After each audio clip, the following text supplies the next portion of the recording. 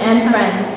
On behalf of our principal, Mr. Brown, the Marine Corps JROTC instructors, and the cadets of MC Perry High School, we would like to welcome you to our Memorial Day ceremony. Thank you for being here and taking time to join us in this Memorial Day ceremony to reflect on those who have given their lives in defense of our great nation. At this time, we ask that you please rise for the presentation of colors and the singing of the national anthem by Fidel Castro. We ask that you remain standing for the posting of colors and the dismissal of the color guard. Color guard. Carry. Colors. Ready, 2, forward, march.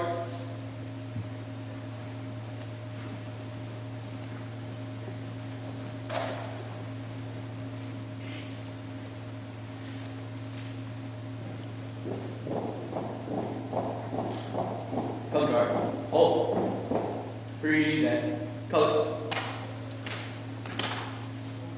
Oh, say, can you see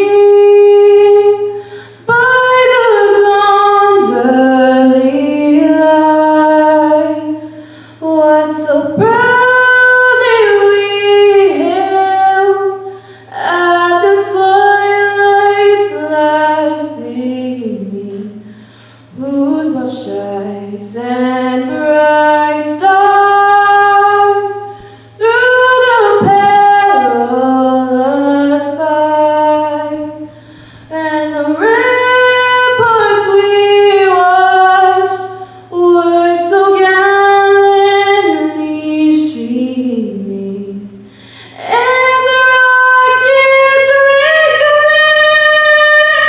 the bombs bursting in air, came through the night that our flag was still there. Oh, say does that star-spangled banner yet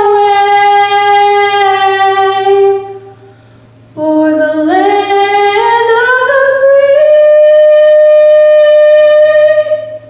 and the home of the brave?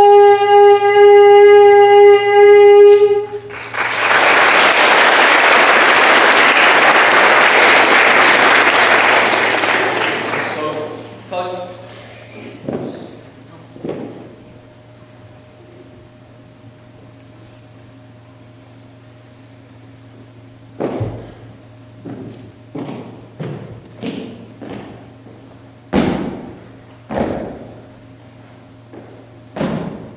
Close. Colors.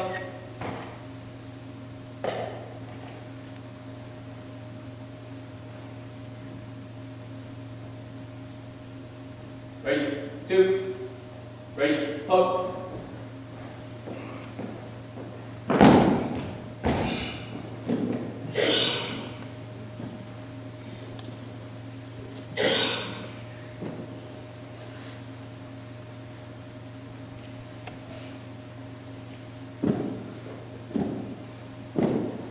Carry, colors. Ready, 2, order, colors. Ready, 2, color guard, dismiss.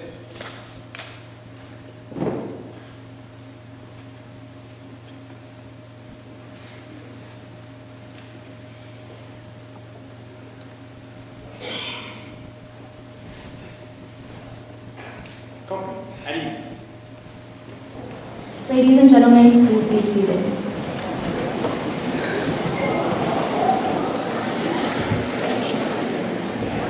We are here today to honor the brave men and women who gave their lives as the last full measure of devotion to our great country. We remember them because of their patriotism and duty, and we strive to live as a nation worthy of their sacrifices. Memorial Day is perhaps one of the most misunderstood holidays of the year. Some believe it is merely a time for planning cookouts, trips to the beach, and enjoying the day off from school or work. However, one of the greatest misunderstandings about this holiday is when someone says, Happy Memorial Day. Memorial Day is unlike Veterans Day, which celebrates the living veterans who have and who still are honorably serving our nation. However, Memorial Day is a more solemn time, a time for reflection and a time for remembering those who died while protecting our global values. We, a grateful nation, remember them, and we still always remember their sacrifices. To help us to remember the importance of Memorial Day, I would now like to introduce you to our guest speaker, Mr. Chase, served over 27 years in the U.S. Navy as a strike fighter pilot, amphibious ship commanding officer, and nuclear aviator. He is currently the Lockheed Martin site manager for F-35 Field Operations Support here in MCAS Iwakuni. Please welcome Captain Michael Chase, retired United States Navy.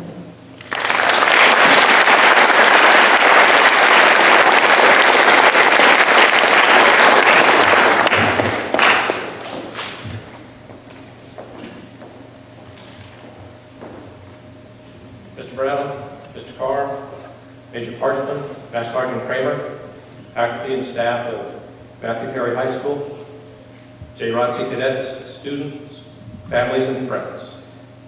Thank you for the opportunity to come and participate in your ceremony. It's particularly good to be with the sons and daughters of the men and women stationed here in Japan. All of us are part of the MCAS Iwakuni family. Some of you will have your own careers in the military when you graduate because military service runs in the family. I, like most of you, grew up in a military family, so I moved every 2 or 3 years. I went to 10 different schools before I finished high school, and I'd catch a glimpse of my father between when he would come and go on various deployments, so I understand. He served at the end of the Korean War and throughout the Vietnam campaign. I remember that he used to wear the MIA and the POW bracelets with the names of the people that he knew who were missing. That was how he honored the people who did not come home. Veterans especially honor the memory of those they served with and those who remain missing. In April of 1980, President Jimmy Carter attempted to end the then Iranian hostage crisis by sending forces to rescue 52 American embassy staff that were being held captive at the embassy in Tehran, Iran. But due to a handful of problems during that operation, the rescue mission failed. Aircraft were destroyed, some were abandoned, 8 U.S. service members were killed, 4 were injured, 1 Iranian civilian was killed. It was a terrible loss to America's reputation. Mistakes had been made, men had died, embassy prisoners remained in prison until President Reagan was sworn in. Then the prisoners were released. That was when I decided to join the United States Navy. I believed that somebody needed to take the place of those who had died. So I went off to Aviation Officer Candidate School in Pensacola, Florida. In only 10 weeks, Staff Sergeant Cleveland, United States Marine Corps, drilled the civilian life out of me. We started with 52 candidates and finished with 26 to begin a life of aviation training. It then took 3 years, 4 different training squadrons, and 2 relocations before I finished and went to the fleet as a pilot who could serve in combat. I would like to share with you the memories of 2 wonderful people that I served with. Some of you have similar experiences from your life. You have memories both sad and proud, and it's important for you to remember them. Coming from the military service community, you can talk to the other people that are here with you. Not many communities would understand this, but Matthew Perry community would. Still later in January of 1999, President George Bush announced the start of Operation Desert Storm. On the first night of the war, 2 F-18s from the aircraft carrier USS Saratoga were flying outside of Baghdad when a missile impacted Scott Spiker, Lieutenant Commander, call sign Spike. It impacted his airplane, and he became the first casualty of that war. He and I had been instructors together for 2 years in the squadron that trains F-18 pilots. I knew him well. He used to run in the middle of summer, in the heat of the day, in Jacksonville, Florida, like it was nothing. My wife and I knew every pilot in the squadron that he flew in when he was killed. It generally takes a day before they release the name. That was a long night waiting. But I want you to know that he was an amazing person, and he had a beautiful family. Fast forward, I deployed in command of the USS Cleveland, which was an amphibious transport ship from San Diego in 2005. The ship embarked Marines at Camp Pendleton. We brought 15 amphibious assault vehicles, 10 scanning UAVs, and about 500 Marine. The senior Marine on board the ship, the SEAL of the troops, was named Major Ray Mendoza. He was about 6'3", 230 pounds. He was previously a star wrestler at Ohio State, and as a Marine, he was an alternate on a wrestling Olympic team. He was a giant. I tell you, when you shook his hand, it was like shaking hands with a catcher's mitt. He was big and he was hard, and we served together. On the deployment, we used to work out in the gym in the morning together.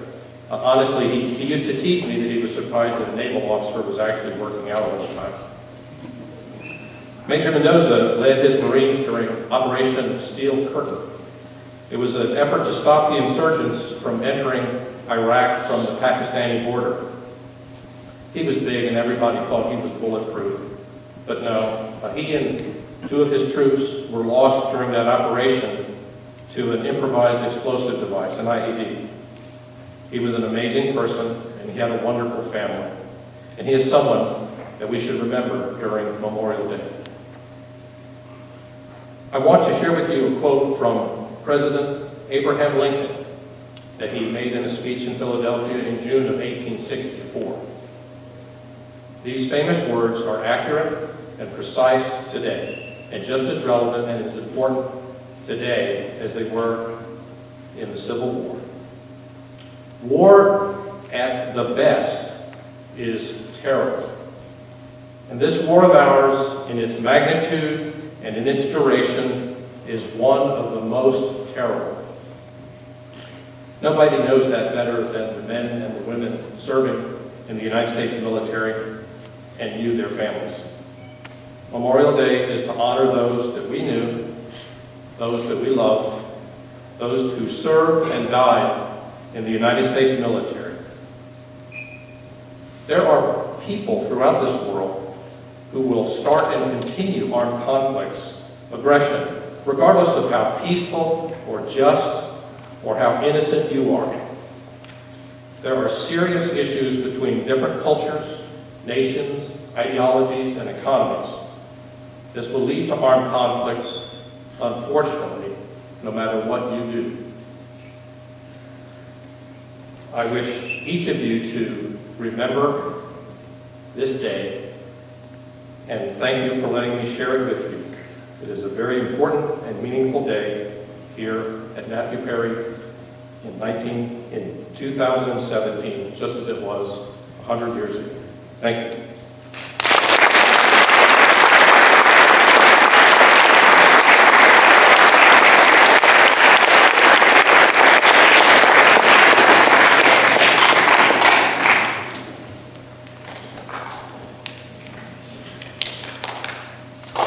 Thank you, Captain Chase, for those heartfelt words of remembrance. There are many traditions associated with this day of remembrance. At this time, I would like to ask my fellow cadets to come forward and describe some of the historical traditions of Memorial Day.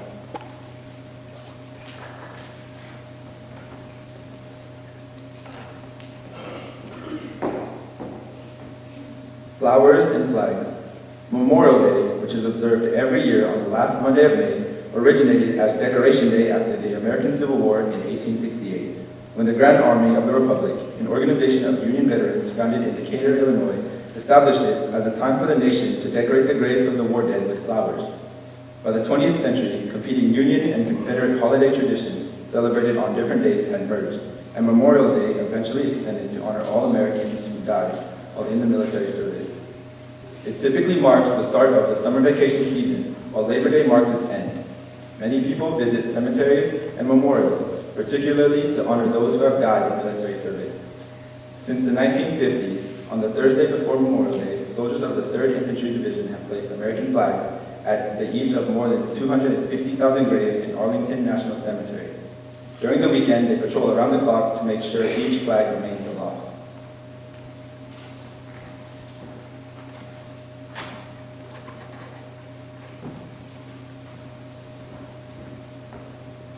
Our flag at half-mast. On Memorial Day, the U.S. flag only flies at half-staff for the first half of the day, and then it is raised to full height from noon to sundown. This unique custom honors the war dead for the morning and the living veterans in the afternoon. No one knows the exact date this tradition began, but an Army regulations book from 1906 carries instructions for the procedure, so it predates the 20th century.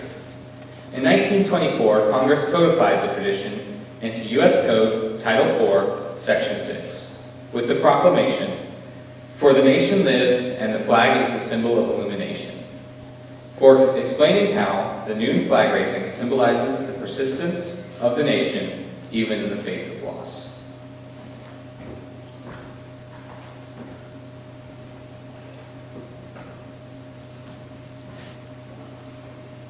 The Tomb of the Unknowns.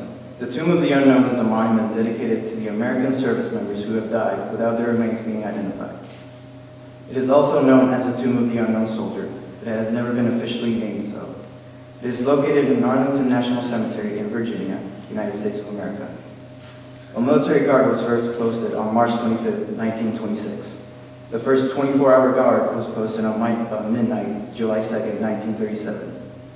The Tomb of the Unknowns has been guarded continuously, 24 hours a day, 7 days a week since that time.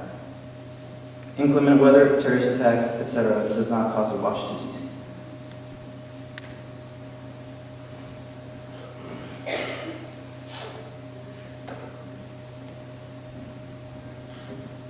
The National Moment of Remembrance. In December 2000, Congress passed a law that asks Americans, wherever they are at 3 p.m. local time on Memorial Day, to pause in an act of national unity for a duration of 1 minute. The time 3 p.m. was chosen because it is a time when most Americans are enjoying their freedoms on the national holiday.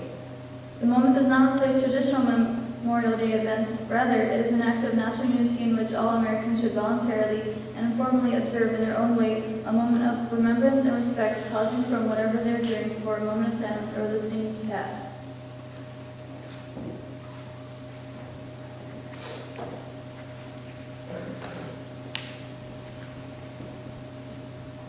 Ladies and gentlemen, let us now stand for the playing of taps by Isela Hayes, as we honor those who gave their lives for us all. Attention.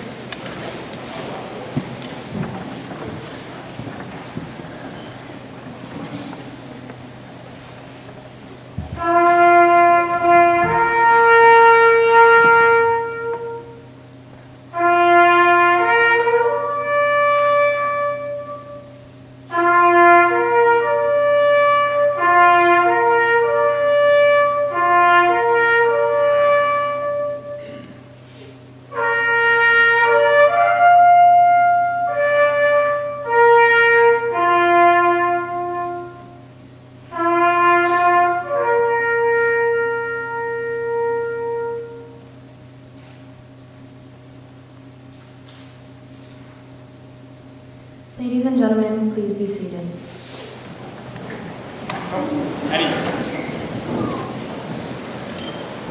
Another solemn tradition of Memorial Day is the wearing of a red flower nicknamed the Buddy Poppy. In 1924, the poppy was adopted as the official memorial flower of the veterans of foreign wars of the United States. This tradition has spread to more than 50 other countries, including England, France, and Australia. The use of the poppy was inspired by the World War I poem In Flanders Fields. Its opening lines refer to the many poppies that were the first flowers to grow in the churned-up earth of soldiers' graves in Flanders, a region of Europe that overlies a part of Belgium. It is written from the point of view of a dead soldier, and in the last verse, they call on the living to continue the conflict. The poem was written by Canadian physician Lieutenant Colonel John McCrae on the 3rd of May, 1915, after witnessing the death of his friend, a fellow soldier, the day before. The poem will be read by Cadet Sergeant Curtis Gray.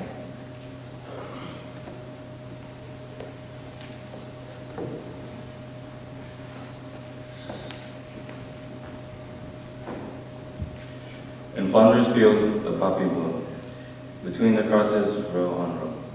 that mark our place, and in the sky, the larks still bravely singing fly. Scars heard amid the guns below.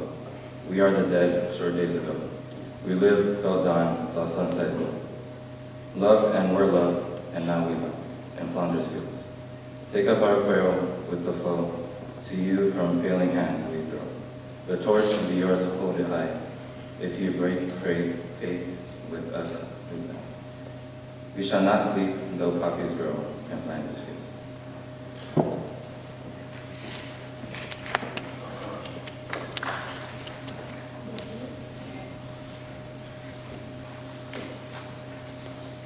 Ladies and gentlemen, this concludes our ceremony. We now ask Principal Brown to come with closing remarks.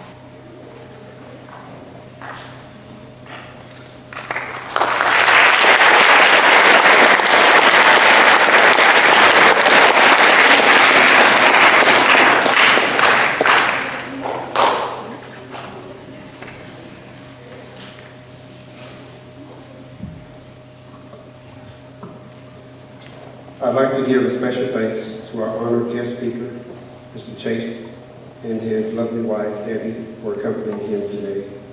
I'd also like to give a special thanks to the JROTC instructors, cadets, and the students who participated in this moving ceremony. Special thanks also to my right hand, Mr. Carr, for always being here. And a special thanks to the teachers, the parents, and the students for your continued support of MC Perry High School. I would like to say in closing that this was one of the nicest ceremonies that we've had. About 3 years ago, every Veterans Day, every Memorial Day, we as a school sort of scrambled trying to find a way for students to pay homage to those two, we call them holidays, but those are days of dedication for people for different things. As was said earlier, Veterans Day is for the fallen. Memorial Day, Veterans Day is for those who are still living. Memorial Day is where we commemorate the memory of those who have fallen. And so I decided what better way to make sure that the dignity and respect that these two dates on our calendar can have in our hearts than to turn it over to the people, the cadets, who work in this area every day. And so I asked the instructors at that time, from now on, Veterans Day and Memorial Day, JROTC will be responsible for the program. I will give you the time, but they will put the program together. They plan it all. And they have done a fantastic job. And I'd like to give them all a round of applause.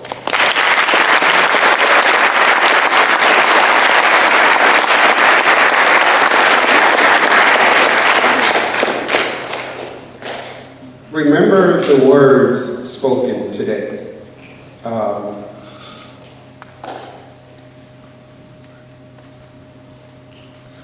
I just returned a couple of weeks ago from emergency leave. My father-in-law passed, and he was a veteran. And being at the graveside, there was an Army gentleman who played taps. And to see the flag being folded and presented to my wife, that was a touching moment, and it came back to me when I heard the rendition today. I hope that you never have to experience that, because that means that someone that you love tremendously has passed. But by the same token, it is a testament to the respect and honor that this country gives to those who serve this country. Many people take what we have for granted. But people give up birthdays, holidays, anniversaries, so that we can have these rights. They're not just given to us. They have to be protected and guarded. And many of you have parents who are doing that. And there's never enough money we can give them to adequately repay them for that. And so I just want the students to think about that. Your mom is your mom, your dad is your dad, and they're with you every day. But other people see them differently based on the job that they do. And so remember that, that's special. As Mr. Chase said, usually in a family, you become a military family. So the father, the daughters, the sons, the uncles, the grandparents, they're all in the military. Don't ever lose sight of that. Okay, as we close, I'm going to ask that we turn the lights back up. And we're going to dismiss the seniors.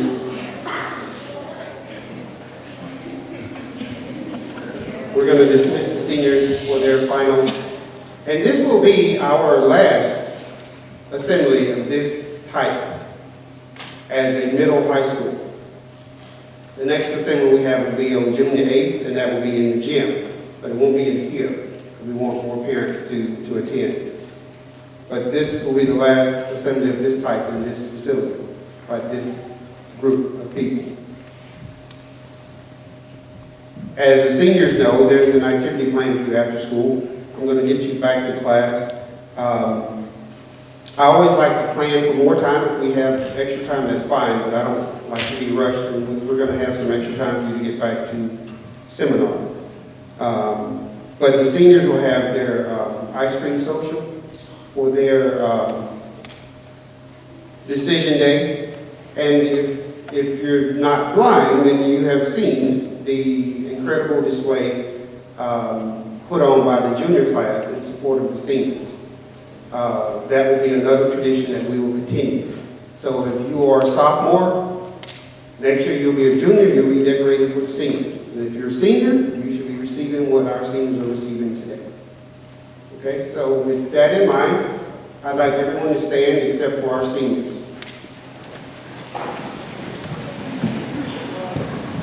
Teachers, is there anything else we need to impart to the students before they're dismissed?